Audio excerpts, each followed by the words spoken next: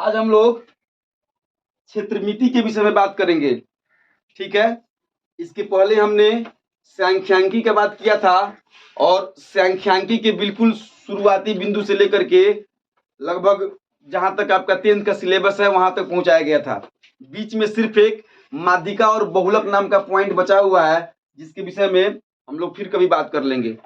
आजकल क्षेत्रमिति, सांख्यिकी और क्या बोलते हैं प्रायिकता, इन सभी के विषय में बात हुआ है, क्योंकि इन सभी चैप्टरों का अभी मतलब तुरंत 5 से 10 दिनों के अंदर जो है आपका टेस्ट होने वाला है।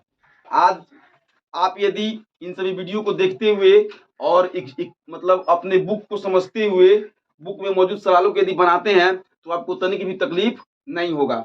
ठीक है, तो समय बिना बर्बाद किए हुए हम लोग काम शुरू करें। क्षेत्रमिति में आपको हम बताना चाहेंगे कि क्षेत्रमिति में जो क्या है कि मतलब जो चैप्टर है वो थोड़ा सा विस्तारित है, थोड़ा लंबा होगा, इसलिए लगभग क्षेत्रमिति के 7-8 वीडियो मतलब हमें बनाना होगा और आपके पास तक पहुंचाना होगा, क्योंकि क्षेत्रमिति की 7-8 वीडियो के बाद जो है आपको क्षेत्रमिति में समस्याएं तनिक भी नहीं बचेंगी। और आपको एक और बात हम बताना चाहते हैं कि क्षेत्रमिति एक ऐसा मतलब क्या है कि चैप्टर है, एक ऐसा इकाई है, यूनिट है गणित का, जिसमें से बोर्ड की परीक्षा में ही नहीं, इधर दैनिक जीवन में भी, इसके अलावा जो है आप अगर किसी नौकरी की तैयारी करते हैं वहां भी हर जगह पर इसमें से सवाल टच किया जाता है। जैसा इसका नाम है वैसा इसको देखिए, क्षेत्रमिति।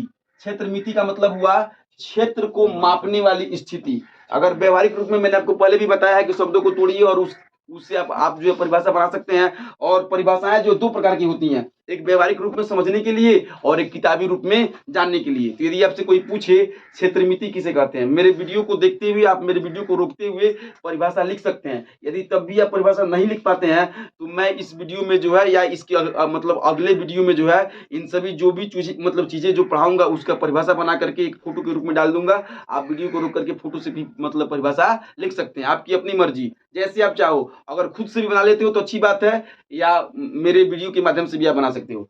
तो अगर आपसे कोई पूछे कि क्षेत्रमिति क्या है, क्षेत्रमिति किसे कहते हैं, ठीक है ना, तो आप कहिए कि गणित की वह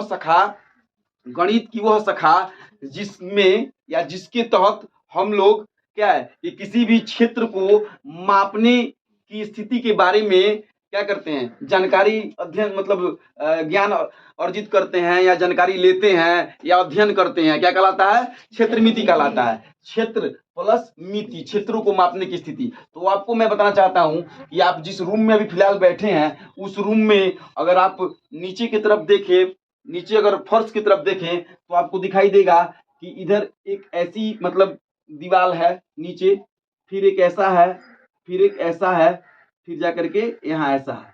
तो यह जो स्थिति जो आपको प्राप्त हुई है, यह लंबाई है, यह चौड़ाई है। ठीक है, अगर ये दोनों ऊपर की लंबाई यदि सामने वाली लंबाई से मतलब इधर जो आप बैठे हुए, यह जो चौड़ाई बोला जाएगा इसको, जो यह जो चौड़ाई है इस चौड़ाई से यदि बराबर हो तो वह चौड़ाई बराबर कहा जाएगा। और इधर जो क्षेत्र है, यह जो लंबाई है, इस लंबाई अगर इसके उधर वाली लंबाई के बराबर हो, सामान्य तरीके से इस बोर्ड को भी समझा जा सकता है कि यह जो लंबाई हो गई, यह चौड़ाई हो गई, फिर यह लंबाई हो गई, फिर यह चौड़ाई हो गई। तो लंबाई चौड़ाई के माध्यम से जो क्षेत्र आपको दिखाई दे रहा है, जहां मैं लिख रहा हूं, ठीक है ना, ठीक है, वह क्षेत्र आयत कहलाता है, क्योंकि इसमें आमने सामने की भुजा बराबर होगी।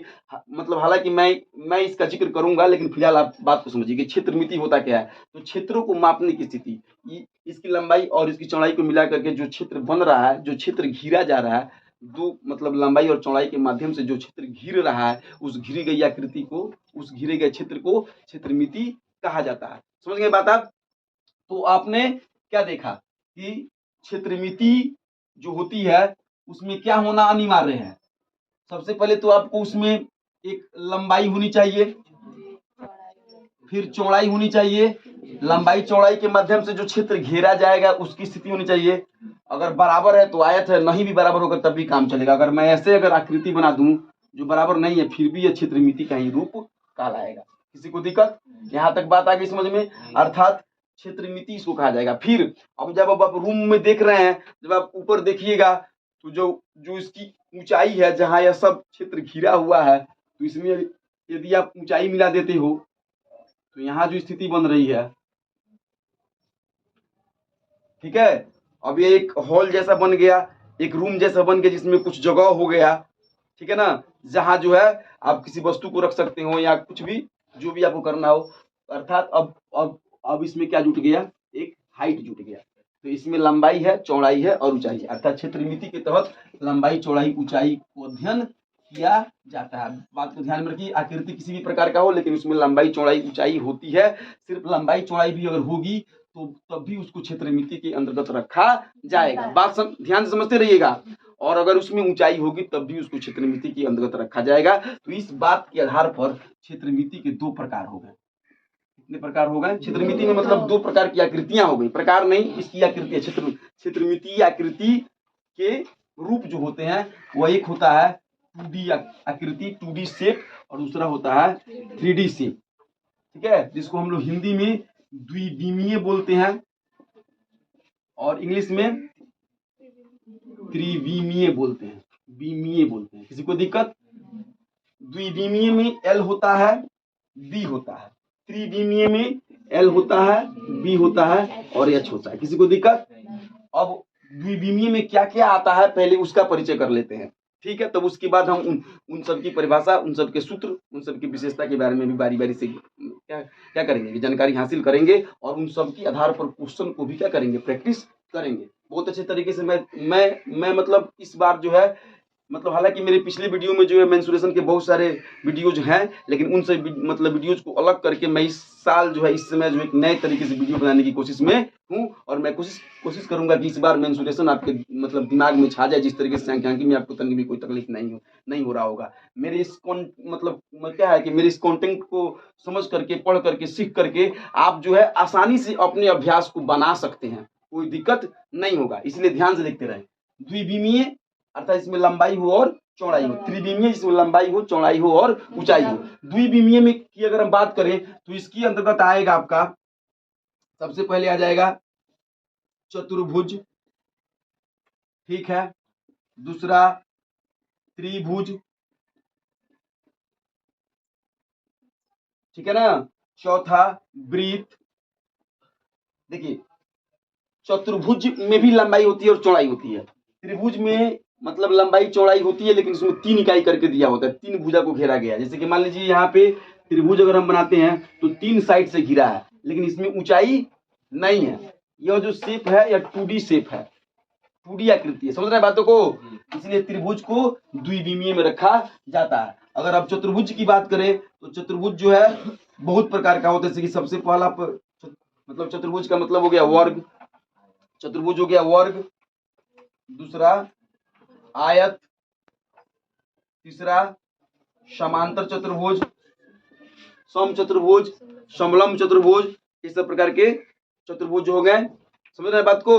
फिर अगर हम त्रिभुज की बात करें तो त्रिभुज 2 प्रकार का होता है, भुजाओं के आधार पर और एक कोण के आधार पर। कोण के आधार पर मतलब समकोण, मतलब समकोण, न्यून कोण, अधिक कोण, 3 कोण हो गया त्रिभुज।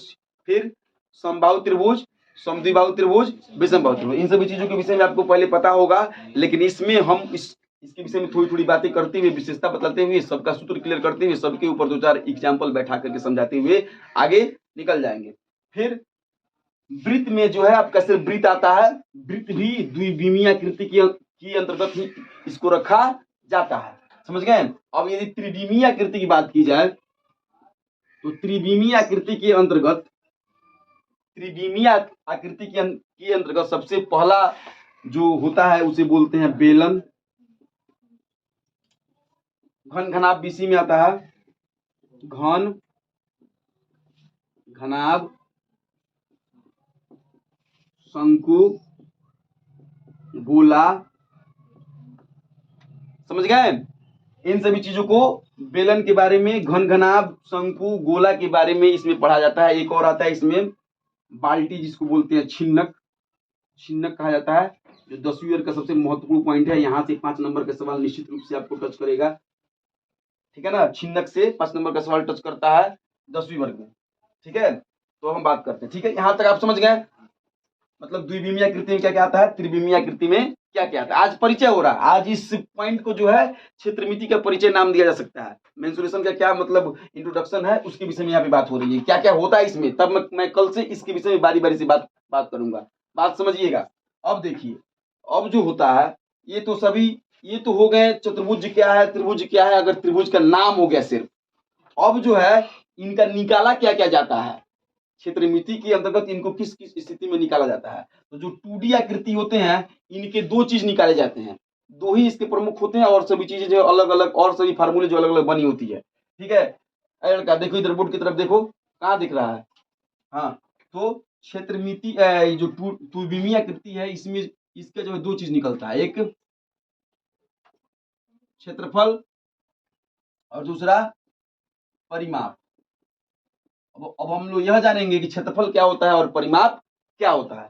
तो मैं अगर बात करूं क्षेत्रफल की, तो देखिए लंबाई चौड़ाई, लंबाई चौड़ाई, ये लंबाई चौड़ाई के द्वारा घेरे गए इस क्षेत्र को क्या बोलते हैं। अगर आपसे कोई पूछे क्षेत्रफल क्या है, तो आप बोलिएगा किसी भी क्षेत्र द्वारा घेरे गए, मतलब किसी भी इकाई द्वारा, लंबाई चौड़ाई किसी भी मतलब दूरी की इकाई द्वारा घेरे गए क्षेत्र को हम उस इकाई का क्षेत्रफल बोलेंगे। जैसे कि लंबाई और चौड़ाई के द्वारा जो क्षेत्र घेरा गया है उस क्षेत्र को क्या बोलते हैं, आयताकार क्षेत्रफल बोलते हैं। यदि ये सब बराबर हो आपस में तो वर्गाकार क्षेत्रफल इसे बोला जाएगा। समझ रहे बातों को। अर्थात जो आप अभी आप जहां बैठे हैं, इस चारों दीवारों द्वारा जो जो जो क्षेत्र घेरा गया है, जो फर्श है, जिस क्षेत्र पे आप पैर रखे हुए हैं, या जो आपका आधार है जहां पे आप चल रहे हैं, वह क्या है, फर्श है, तल है। ठीक है, उस तल को क्या बोलेंगे, क्षेत्रफल बोलेंगे। यदि इस रूम की क्षेत्रफल की बात की जाए तो यह क्षेत्रफल कहा जाएगा 2D आकृति में। ठीक है ना, यह रूम तो 3D आकृति में ना आ जाएगा, लेकिन मैं सिर्फ अभी क्षेत्र नीचे फर्श की बात कर रहा हूँ। 3D में आइएगा तो क्षेत्र जो है दूसरे दूसरे मतलब दो हो जाएगा। अब चलिए, अब परिमाप क्या होता है। तो परिमाप होता है, ये जो भुजाएं होती हैं, इन भुजाओं का जो जोड़ होता है उसे हम क्या बोलते हैं, परिमाप बोलते हैं। किसी को दिक्कत, इन भुजाओं के जोड़ को हम क्या बोलते हैं, परिमाप बोलते हैं। समझ गए। अर्थात यह एल बी, दो गो एल जोड़िएगा 2L और दो गो बी जोड़िएगा 2B, तो यह क्या हो जाएगा 2L प्लस 2B। 2 को बाहर निकालिएगा L प्लस B, ये आपका क्या निकल के आ गया, आयत का परिमाप आ गया। अर्थात अब आपको दो चीजें याद रखनी है, क्षेत्रफल बराबर, क्षेत्रफल क्या होता है, किसी भी भुजाओं द्वारा घेरे गए क्षेत्र को क्या बोलेंगे, क्षेत्रफल। और परिमाप क्या होता है, तो उसमें जो भुजाएं हैं, भुजाओं की कुल लंबाई को क्या बोलेंगे, परिमाप। परिमाप याद रखिए, क्योंकि इन बातों को याद रखिएगा तो इस सबके क्षेत्रफल, अब जब क्षेत्रफल क्या होता है आपको समझ में आएगा तो अब ना आप आयत का क्षेत्रफल, वर्ग का क्षेत्रफल याद रख पाइएगा या निकाल पाइएगा। समझ रहे बातों को, बात को आप समझने की कोशिश कीजिए, नहीं तो दिक्कत हो सकता है। और परिमाप, परिमाप क्या होता है, भुजाओं का योग क्या कहलाता है, परिमाप। जैसे यदि मैं त्रिभुज की बात करूं, तो त्रिभुज के तीनों भुजाओं को यदि मैं जोड़ दूं तो क्या हो जाएगा, परिमाप हो जाएगा। क्या हो जाएगा, परिमाप। परिमाप का एक और नाम परिधि और परिमिति भी है, इंग्लिश में प्रीमीटर के नाम से जाना जाता है। समझ गए बात को। अब देखिए, वृत्त जो है, वृत्त की जो लंबाई है, मान लीजिए कोई तार लिए आप, तार लेकर के उसको वृत्त का रूप दे दिए, तो यह क्या हो गया, वृत्त की परिधि हो गई, परिमाप हो गई, परिधि हो गई। ठीक है, या फिर प्रीमीटर हो गई। समझ गए। या इसकी दूरी भी कहीं कहीं पर दूरी के नाम से जाना जाता है। ये दिए गए त्रिभुज की दूरी ज्ञात करें, तो त्रिभुज के जितने भुजा होंगे उनसे भुजाओं को जोड़ दीजिए तो दूरी हो जाता है। ठीक है ना, समझ बातों को। अर्थात आपने क्षेत्रफल को और परिमाप को समझा। अब आगे जब त्रिविमीय की बात होती है तो त्रिविमीय में क्षेत्रफल निकलता है। क्या निकलता है, क्षेत्रफल। फिर त्रिविमीय में परिमाप की बारी बातें नहीं होती हैं, लेकिन उसके ऊपर सवाल बनाया जा सकता है। जब किनारे हैं तो किनारों को जोड़ेगा तो परिमाप हो जाएगा, लेकिन परिमाप का नाम नहीं दिया जाता है। ऐसा नहीं बना कि बेलन का परिमाप ज्ञात करें या घनाभ का परिमाप ज्ञात करें, ऐसा कोई बात नहीं होता है। लेकिन यदि घनाभ के परिमाप की बात की जाए तो घनाभ के सभी भुजाओं के यदि आप जोड़ देंगे तो परिमाप आ सकता है, लेकिन इसका जिक्र नहीं होता है। लेकिन इसको ध्यान में रखना पड़ता है। क्षेत्रफल आती है, फिर दूसरा आता है आयतन। इसमें दो चीजें आती हैं, एक क्षेत्रफल और एक आयतन। तो क्षेत्रफल क्या है, तो इसके बारे में तो हम बात किए हैं। तो द्विविमीय में लंबाई और चौड़ाई के माध्यम से घिरी गई आकृति को क्या बोलते हैं? क्षेत्रफल बोलते हैं। लेकिन त्रिविमीय में ठीक है ना, उन सतहों के माध्यम से सतहों को क्षेत्रफल में रखा जाता है। ठीक है, जैसे कि मान लीजिए मैं अगर इस जगह की बात करूं, इस रूम की बात की जाए, तो आपका जो फर्श है इसका अलग क्षेत्रफल हो जाएगा, इसका जो छत होगा इसका अलग क्षेत्रफल हो जाएगा, इसकी जो दीवारें होगी वो अलग क्षेत्रफल हो जाएंगी। यह रूम कैसे बना है? चार दीवारों से और एक फर्श से और एक छत से। समझ गए बात को? अर्थात फर्श का अलग हो गया, दीवार छत का अलग हो गया और दीवार का अलग हो गया। तो इन सबको मिला करके जो क्षेत्रफल बनता है उसे बोलते हैं संपूर्ण पृष्ठ क्षेत्रफल। ध्यान रखिए, अब यहाँ क्षेत्रफल दो प्रकार का होता है, एक संपूर्ण पृष्ठ क्षेत्रफल जिसको हम लोग कुल पृष्ठ क्षेत्रफल के नाम से भी जानते हैं। इंग्लिश में इसको टोटल सरफेस एरिया क्या बोलते हैं? टोटल सरफेस एरिया के नाम से जाना जाता है। और दूसरा होता है इसका वक्र पृष्ठ क्षेत्रफल, जिसका एक और नाम वक्र क्षेत्रफल, दूसरा पार्श्व पृष्ठ क्षेत्रफल के नाम से भी जाना जाता है। पार्श्व पृष्ठ क्षेत्रफल, वक्र पृष्ठ क्षेत्रफल और कहीं कहीं सिर्फ पृष्ठीय क्षेत्रफल भी लिख दिया जाता है, जिसको हम लोग इंग्लिश में कवर्ड सरफेस एरिया के नाम से जानते हैं। बाहरी पृष्ठ क्षेत्रफल भी कहा जाता है, बाहरी पृष्ठ क्षेत्रफल भी कहा जाता है, आंतरिक पृष्ठ क्षेत्रफल भी कहा जाता है। अगर सिर्फ आंतरिक की बात करें तो आपको वक्र पृष्ठ कहीं लगाना होता है फार्मूला, सिर्फ बाहरी की बात करें तब भी आपको वक्र पृष्ठ कहीं लगाना। देखिए बात को ध्यान समझिएगा, ये बहुत जरूरी पॉइंट है, क्योंकि इस वीडियो के आधार पर ही आपको अगला मतलब भाग समझ में आएगा, नहीं तो आप फंस जाइएगा। जब जो है बेलन के वक्र पृष्ठ का बात किया जाएगा तो परेशान हो जाइएगा। इसलिए बात को समझिए, परिचय बहुत बड़ा चीज होता है। जब परिचय आपको किसी भी चीज के बारे में आपको पता रहता है कि यह क्या है, जैसे कि मुझे मालूम है कि ये मार्कर है, इसे लिखने का काम होता है, तब ना मैं इसका उपयोग करूंगा। मुझे मालूम नहीं कि क्या है तो मैं इसका उपयोग कैसे करूंगा? मेरे हाथ में भी है फिर भी मुझे लिखनी है और मुझे पता ही नहीं है कि ये यही काम करता है लिखने का। समझ रहे हैं बातों को? तो पहले परिचय जानना पड़ता है कि उससे होगा क्या, तब ना आप उसका इस्तेमाल कीजिएगा। तो पहले आपको पता नहीं कि वक्र पृष्ठ क्षेत्रफल होता क्या है, बेलन का वक्र पृष्ठ, शंकु का वक्र पृष्ठ, लगे हैं रटने, इतना रट रहे हैं कि रटते रटते रह जा रहे हैं, और याद ना मतलब क्षेत्रफल का सूत्र रह रहा है और ना ही मैथ पे लगा रहे हैं तो आंसर आ रहा है। इसलिए क्षेत्रफल कितने प्रकार के होते हैं? दो प्रकार के, वक्र क्षेत्रफल, संपूर्ण पृष्ठ क्षेत्रफल। वक्र पृष्ठ को पार्श्व पृष्ठ क्षेत्रफल, बाहरी पृष्ठ क्षेत्रफल। मतलब पहले बात समझिए कि बाहर वाले क्षेत्रफल को हम लोग वक्र पृष्ठ या पार्श्व पृष्ठ क्षेत्रफल बोलते हैं। तो अब जैसा क्वेश्चन आएगा वैसा कीजिएगा। अगर बात होगा कि अगर बात किया जाए कि इस बोर्ड पर क्या करें, बोर्ड पे तो यहाँ पे मान लीजिए चौड़ाई है तो यह घनाभ क्या आकार का है। अगर बात की जाए कि इस बोर्ड पर जो है आप टाइल्स लगाएं सपोज, तो आपको टाइल्स यहाँ भी लगाना होगा, आपको टाइल्स यहाँ भी लगाना होगा, आपको टाइल्स पीछे भी लगाना होगा। तो आप क्या समझ रहे हैं कि टाइल्स बाहर ना लगाना होगा कि इसको खुद के बाहर अंदर लगाइएगा, बाहर ना लगाइएगा। तो जब टाइल्स लगाने की बात की जाए तो मतलब है कि वहां पे वक्र क्षेत्रफल लगाना पड़ेगा आपको। क्वेश्चन में आपको कहेगा थोड़ी कि आपको क्या करना है। अगर आपसे कहा जाए कि चलिए इस रूम को झाड़ू मारिए इसको, तो क्या कीजिएगा? झाड़ू यहाँ ना मारिएगा कि जाके बाहर बाहर चारों तरफ से मारिएगा, मतलब अंदर से मारने की बात हो रही है फिलहाल। तो सवाल में कभी कभी छिपा भी लिया जाता है कि आपको क्षेत्रफल निकालना है कि वक्र पृष्ठ निकालना है कि संपूर्ण पृष्ठ निकालना है। वैसी स्थिति में आपको कंफ्यूजन पैदा हो जाता है, तो आपको अपना कॉमन सेंस लगाना पड़ता है कि आखिर यह क्या निकालने के लिए कह रहा है। अगर चारों दीवारों को पेंट करने की बात की जाए, अगर कहा जाए कि चाहो रूम को पेंट कर दो, कोई कहे कि रूम को पेंट कर दो, तो क्या करोगे? फर्श को पेंट करोगे कि छत को पेंट करोगे? रूम को पेंट करने का मतलब दीवार को पेंट करोगे। अब तुमसे कोई थोड़े ये थोड़े ना कहता है चलो दीवार को पेंट करो, रूम पेंट करने की बातें होती है। अगर खाना आता है सामने तो जैसे कि चाय आता है तो चाय लीजिए ऐसे कहा जाता है। अभी कहा जाएगा कि चाय पी लीजिए, हैं? सिर्फ चाय लीजिए मतलब पीने के लिए है क्या? चाय नहाने के लिए थोड़े ना है। चाय से नहा थोड़े ना लिया जाएगा, चाय पीने वाला तो पीने का ही काम होगा। तो उसी प्रकार जो है क्या है कि आपको कभी कभी सवाल में छिपा लेगा कि संपूर्ण पृष्ठ पर निकालना है कि वक्र पृष्ठ, लिखेगा नहीं, आपको अपने कॉमन सेंस से पकड़ना होगा। तो यहाँ आप समझिए कि वक्र पृष्ठ होता क्या है, संपूर्ण पृष्ठ होता क्या है, तभी आप पकड़ पाइएगा, नहीं तो बस दिक्कत हो सकता है। चलिए तो आप समझ गए। अब आती है बारी आयतन की, आयतन की बारी आती है। तो लंबाई, चौड़ाई और ऊंचाई द्वारा घेरे गए क्षेत्र को आयतन कहते हैं।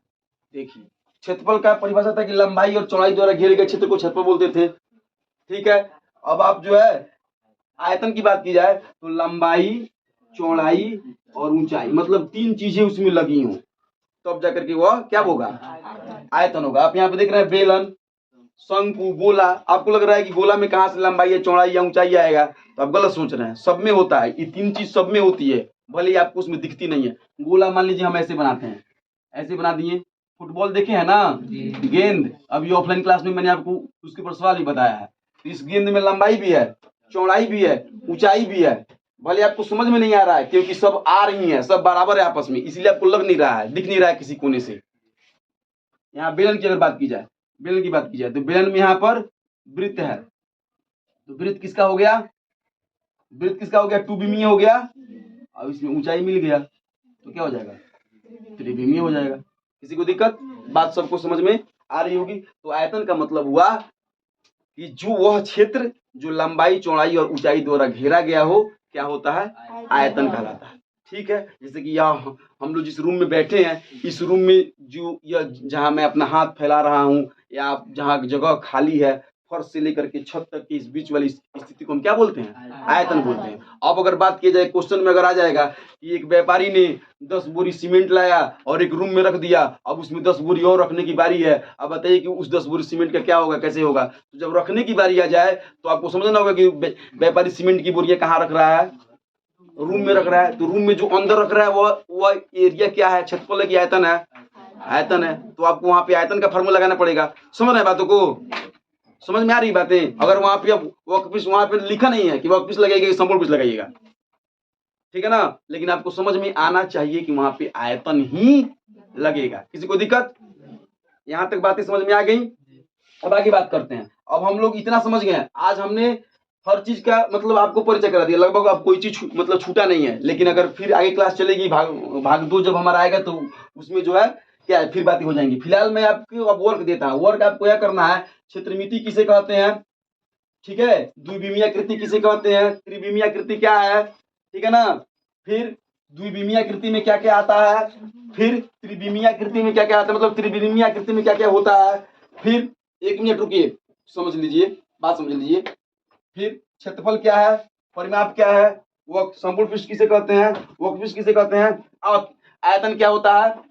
मतलब जो भी चीजें आज बताई गई हैं, इन सभी चीजों को नोट्स बना के लाने की कोशिश करें। अगर नोट्स आपसे नहीं बन रहा है तो मैं कल इसका नोट्स डाल करके पहले तब अगला भाग आपको दिखाऊंगा। ठीक है, यह बात हो गया। अब जो है, अब इसका उपयोग जो हम लोग बहुत ज्यादा है। अब मैं आपको यह बताना चाहूंगा कि अब कल हम लोग बात करेंगे चतुर्भुज क्या है, चतुर्भुज के प्रकार वगैरह वगैरह, सभी जो भी चीजें होती है, कल इसके विषय में बात होगी। तो ध्यान दीजिए, मेरे सिर्फ वीडियो को देखने से आपका काम नहीं चलेगा। आप वीडियो को भी देखिए और अपने हिसाब से भी कुछ काम कीजिए, और दैनिक जीवन में भी इसको देखिए कि कौन सी आकृति द्विविमीय है, कौन सी आकृति त्रिविमीय है। सिर्फ किताब पर उदाहरण के रूप में कॉपी पर लिखने से काम नहीं हो पाएगा, आपको दैनिक जीवन में भी इसे देखना होगा। और एक बात याद रखिएगा, मैं इस बार क्षेत्रमिति को इतने अंदर तह से ले जा करके ऊपर तक पहुंचाऊंगा कि आपको क्षेत्रमिति में कोई डाउट ही नहीं बचेगा। जब मेरा क्लास देखते रहिए, रेगुलर क्लास पकड़ते रहिए। अगर ऑफलाइन क्लास में आते हैं तो, और यदि ऑनलाइन देख रहे हैं तो आप जो लगातार क्लास देखते रहिए। मैं रोज की रोज कोशिश करूंगा कि आपके पास तक जो है क्षेत्रमिति के मतलब वीडियो को पहुंचाया जाए। और क्षेत्रमिति को मेरा अगला टारगेट है, इस सप्ताह जो है, यह सप्ताह जो होगी वह क्षेत्रमिति की समाप्ति की सप्ताह होगी। आज कौन सा दिन है, बुधवार है। अगले बुधवार तक क्षेत्रमिति आपके दिल और दिमाग पर राज करती रहेगी और आप उसके माध्यम से गणित पर राज कीजिएगा। ठीक है, इसी के साथ मेरा आज का वीडियो समाप्त होता है। मैं कल फिर इसके अगले भाग को लेकर के मिलूंगा। ठीक है।